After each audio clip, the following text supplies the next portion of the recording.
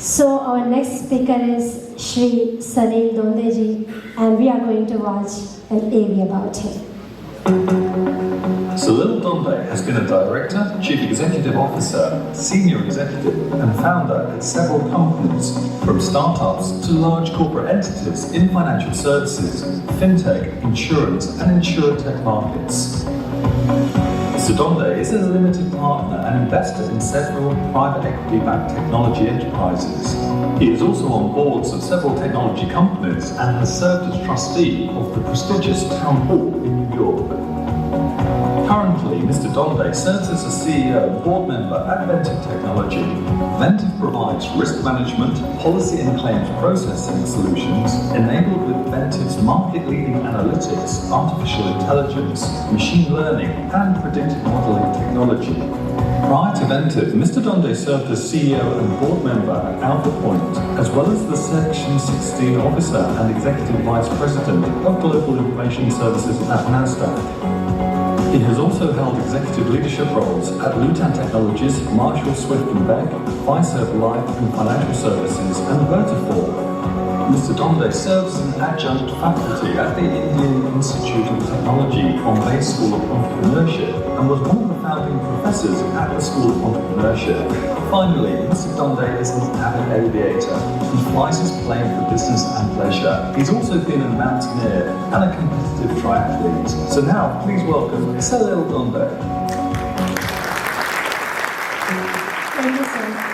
Welcome.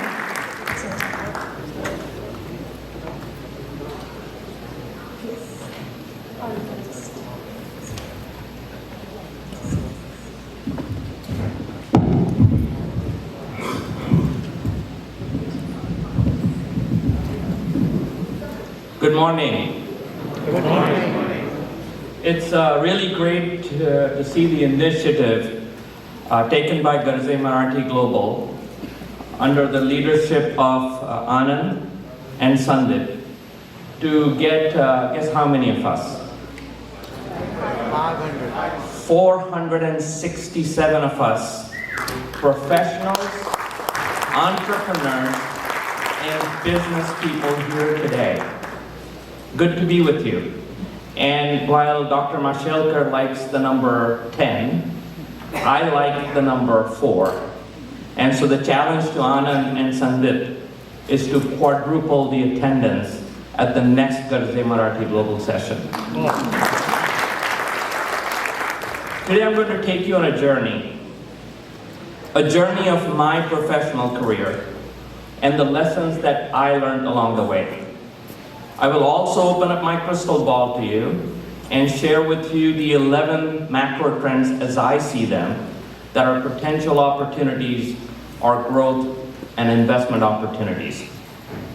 My talk today is based on my personal experience in a myriad of roles, ranging from being an employee, a president, a CEO of small and large private and public companies, as a member of board of directors, as an investor, and as a limited partner in several private equity firms.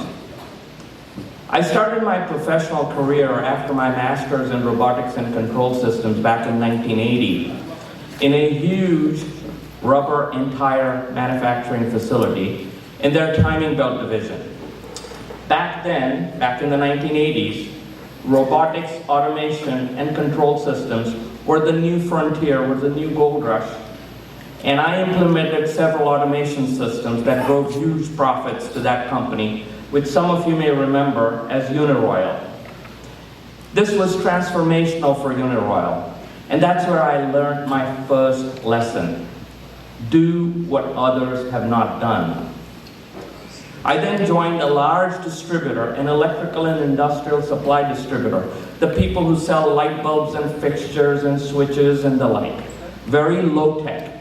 And I started a new division for them, selling machine control and factory automation software. And very quickly, my division surpassed the profits of the entire $365 million distributorship. So lesson number 2 was building a new business, while simple, while not simple, is fairly straightforward. And that's when I quit my high-paying, high-profile executive-level job and started my first startup back in 1993, developing real-time machine control software. I bootstrapped my own company with all the savings that I had in my pocket. And I ran out of money. So much so that at the end of the day, every day, my wife and I would go to the office and clean the toilets and the offices because we did not have money to hire a janitorial service. I had taken a big risk, but not a fatal risk. The worst that could happen was the company would fail. I'd lose a couple of years of my life. I'd lose my life savings. No big deal. With the great education that I had from IIT Bombay and Clemson and Columbia, I was confident that I could get back on my feet and get a new job. And here's lesson number 3. Take risks, take big risks, but none that could be fatal if left unmitigated. I will talk more about this company and about going global later, but the going was very difficult and I burned through all my savings. And so lesson number 4 was play with other people's money.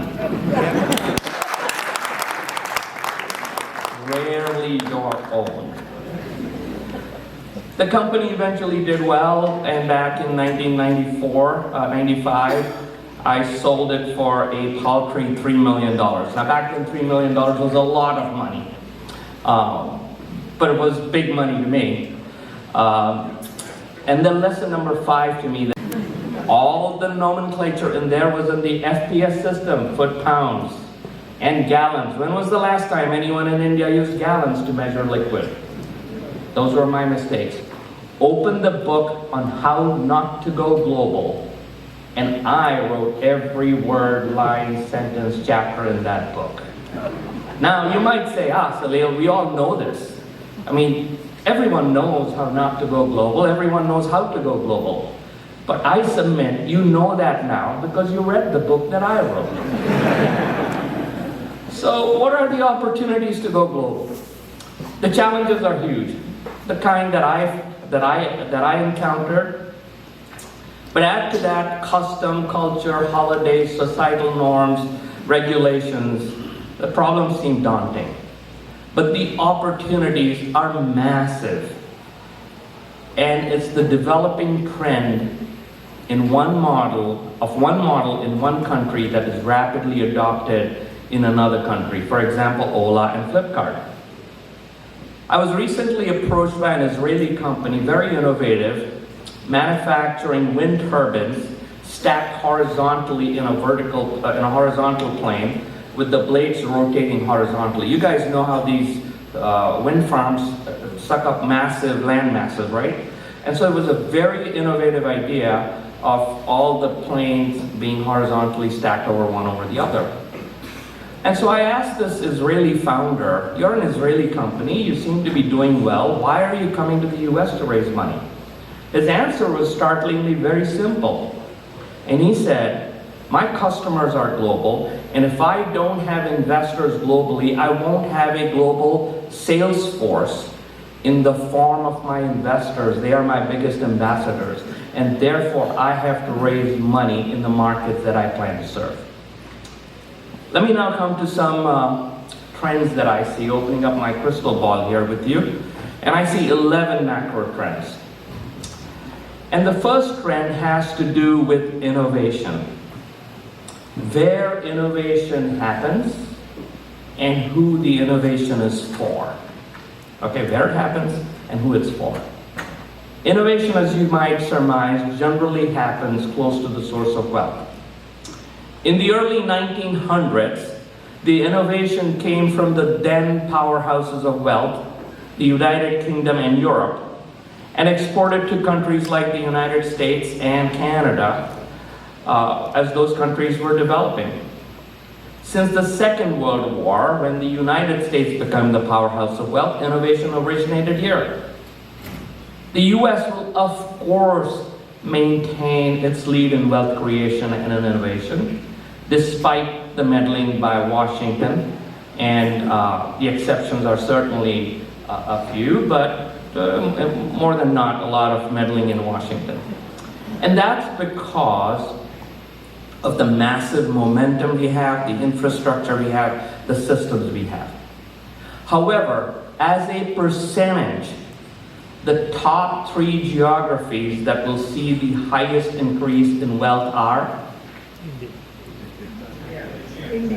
India, China, and ASEAN. Those are the top 3 geographies that will see the highest growth in wealth.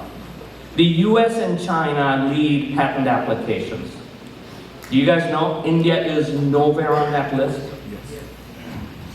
But what about the millions upon millions of examples of Indian jugaad? Again, essentially innovation that have not made it to the patent office. I contend it is solely because of the historical lack of infrastructure and resources for entrepreneurs in India to commercialize their ideas. That is the only reason why there has not been as many patent applications from India. But with the recent zeal and focus from the likes of my alma mater, a shout out to IIT Bombay, and the interest from investment and venture communities, I contend that India will walk to the top of the leaderboard in patent applications sometime in the near future. So the same transition that happened in Europe and in America will happen over the next few years. In India, driving innovation for export to other countries. The second macro trend I see is the increase in homegrown terrorism and fraud. Now, I'm not referring to mass terrorism. The standing armies of different governments are quite well equipped to deal with that. I am referring to the lone wolf terrorist. I travel globally, and I'm glad for devices such as the tomograph spectrometers and the puffer machines, etc. They keep us safe. But what about nano or miniature devices essentially worn by each of us that sniff out traces of explosives? Essentially all of us becoming security personnel that can thwart lone wolf attacks. There's an opportunity there. Essentially like a mobile nose of a dog. In addition, there are of course the cybersecurity issues, which I'm not going to go into since all of us are quite familiar with. But let me touch upon biometrics. I think biometrics will play a major role in the reduction of fraud and in the improvement of our health, of our livestock, and of our pets. For example, why do you need a credit card or Apple Pay to make payments or conduct any transaction? Why not tie one's fingerprint or the scan of an eyeball to verify identity?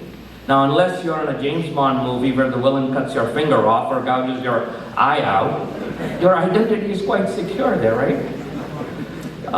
Data about anything and everything is very ubiquitous. The key lies in layering the data with predictive analytics. I am not referring to generative AI or blockchain. These are only simple modalities for accessing data from a vast database and presenting them in a format that is readily discernible to us. These will have their day in the sun and will have their niche. But I am talking about prediction.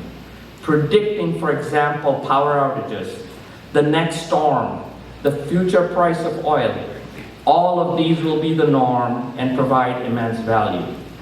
The key is to take the abundance of data and make sense out of it.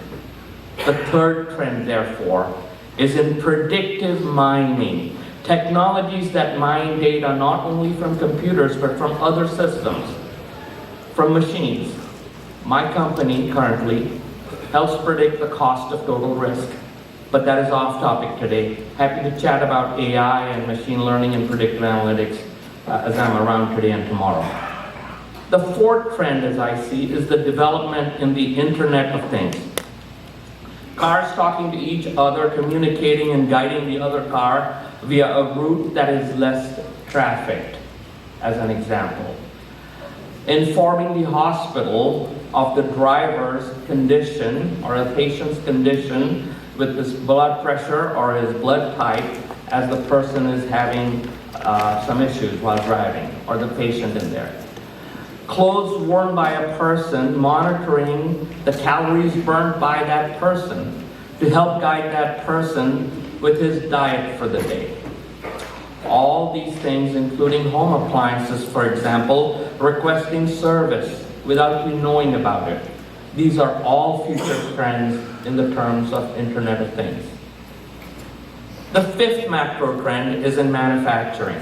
At the end of the day, there's only so much software I can sell you or you can sell me, and there's only so many hamburgers we can flip. Someone has to manufacture something somewhere sometime. And manufacturing is going to make a massive comeback, globally and certainly in the US.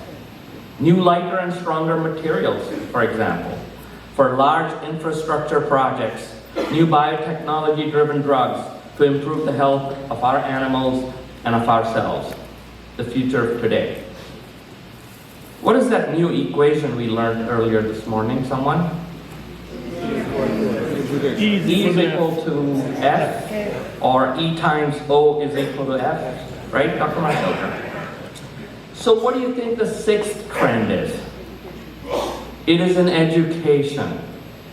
Lack of education has been proven to be the root cause for poverty, crime, terrorism, hunger, disenchantment, and despair. Helping children and adults get educated in various ways, leveraging technology, will be the next frontier and a massive opportunity for all of us. The seventh macro trend is efficient point of consumption agriculture. Point of consumption. Farm produce produced close to the consumption point, as close as possible, so as to provide fresh produce at a lower cost without hogging up all the land masses that the current agriculture methods use. The eighth macro trend is quite simply the imitation of business model. We talked about how good some of us in India are about copying. Well, why don't you copy a business model? A business model that has worked in one place, imitate it elsewhere.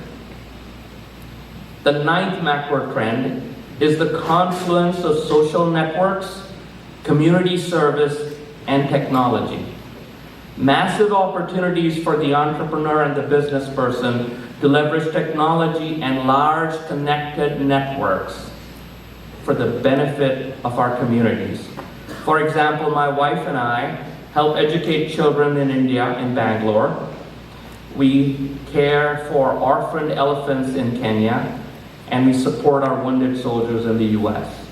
It is incumbent on all of us to figure out how we leverage technology and our connected networks to help benefit in our society.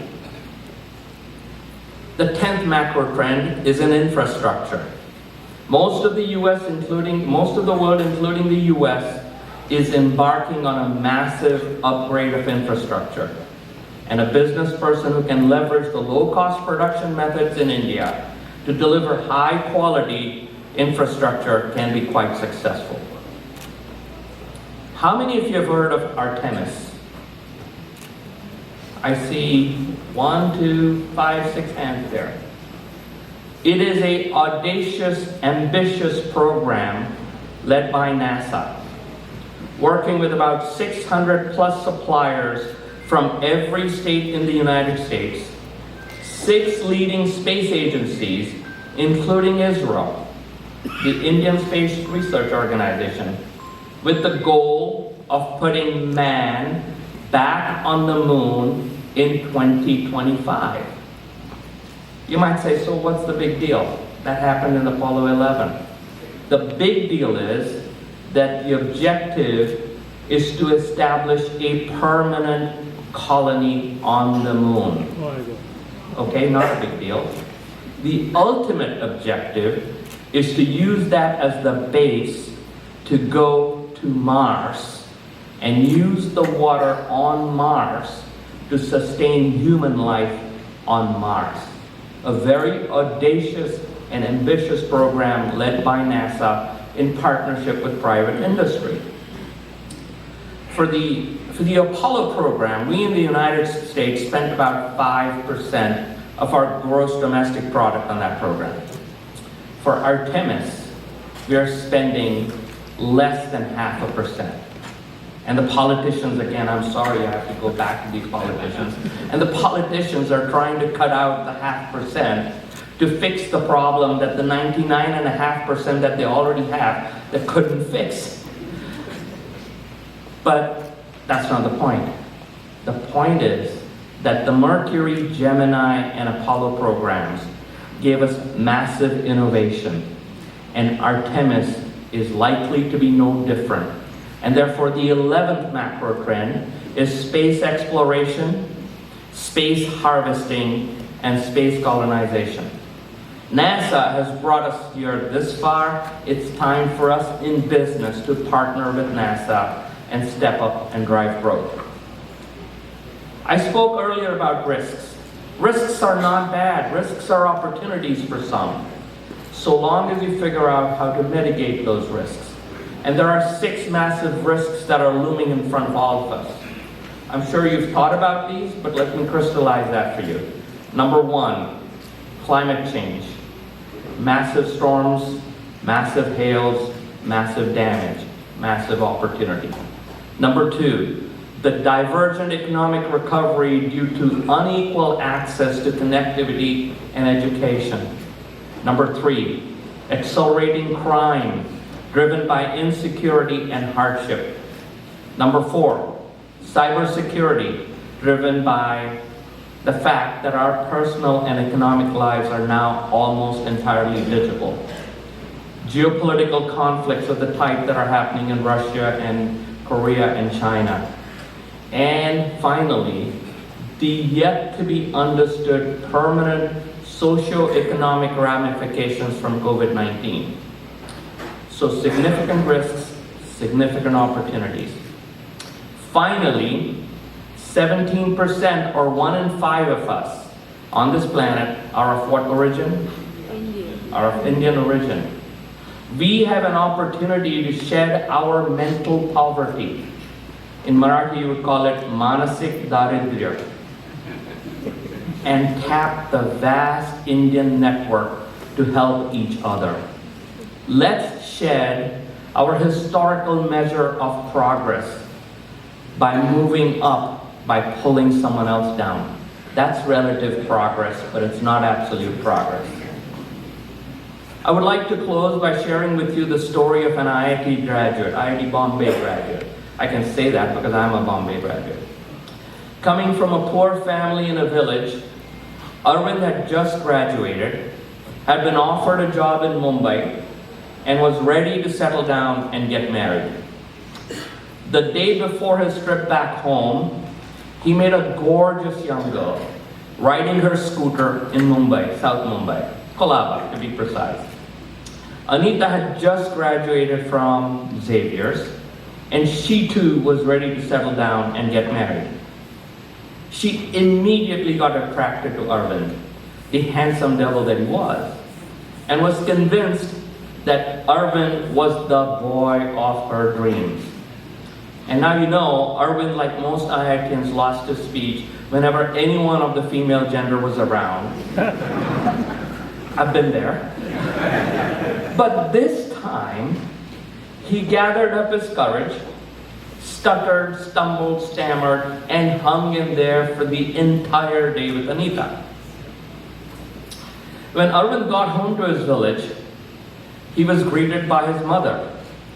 "Arey Arvind bachchu, तुमने ये 2 पहिया कहाँ से लाई रे?" asked Arvind's mother. "Mummy, तुझे तो पता है, I want to get married," replied Arvind. And as you know, all the gorgeous girls are in the next town over, and there is no bus service there. 2 days ago, I met this gorgeous girl who threw herself at me and said she would give me anything I wanted. And since I wanted transportation to go to the next town over, I took her scooter with me. Now, in all seriousness, Arvind lost sight of the objective. Anyone remember lesson number 9? Opportunity comes unexpectedly. So stay focused on the objective. If you hear a sound, chances are it's the sound of opportunity. Thank you.